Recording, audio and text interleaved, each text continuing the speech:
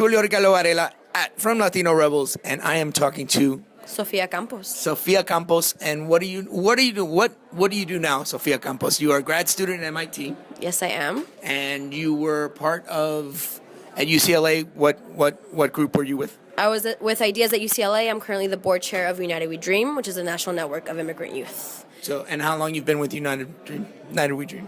Well, I mean, since it was founded yeah. in 2009, but I've been Yeah. a board member for 3 years. Okay, so you've seen the movement. Obviously, we follow it pretty closely. We've been covering it since 2011. So now you're moving to the East Coast. Like here you are in MIT, and you have this really successful screening. I mean, the place was full. Yeah. The movie was fantastic, right? I mean, it was.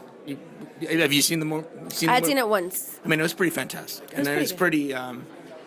As someone who lives in Boston and who's been doing this for a while, especially in Harvard, this doesn't happen a lot. There's not a lot of brown faces out. So what do you think about the reaction you got tonight from the MIT community? I think it was great. I think we worked hard for it. It came with a lot of support.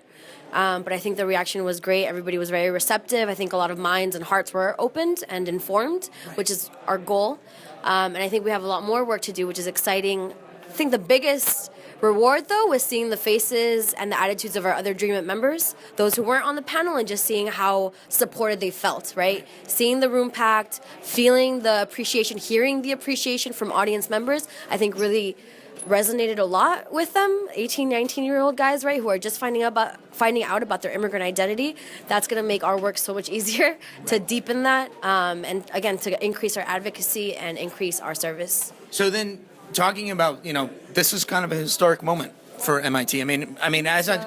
Seriously. I mean, if you think about it, there's never really been a student that has said, like, at least from what I've read in Harvard, Right. It's been common, but this is kind of a big deal. But it's also something that's already been happening in other parts of the country.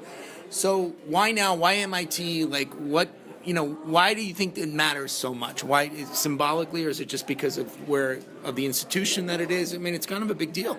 Yeah, I mean, and it's not luck. It's not something that just happened. We were on deferred action, like we said on the panel, right? So deferred action opened up the possibility for us to be here.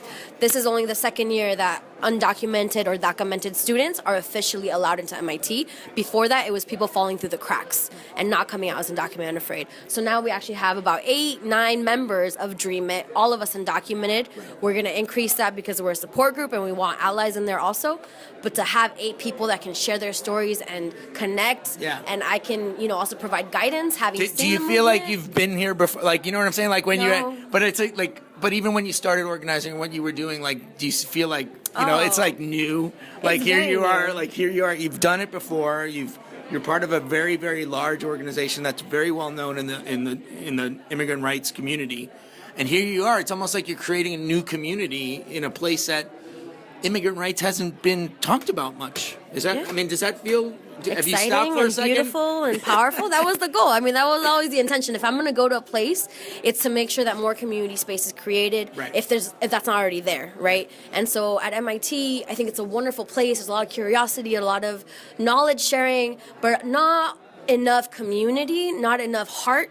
Right? We have the mind and the hand slogan, not enough of the heart. And so I see that as something that we could help with. Right. And Dream It, I think, is already on its way to doing that. So in a year, what's Dream It? Where do you think Dream It's going to be in a year? I hope so. I'm leaving this May. So you don't have too much on your plate. But that's why, it's all about leadership development, right? It's not on one person.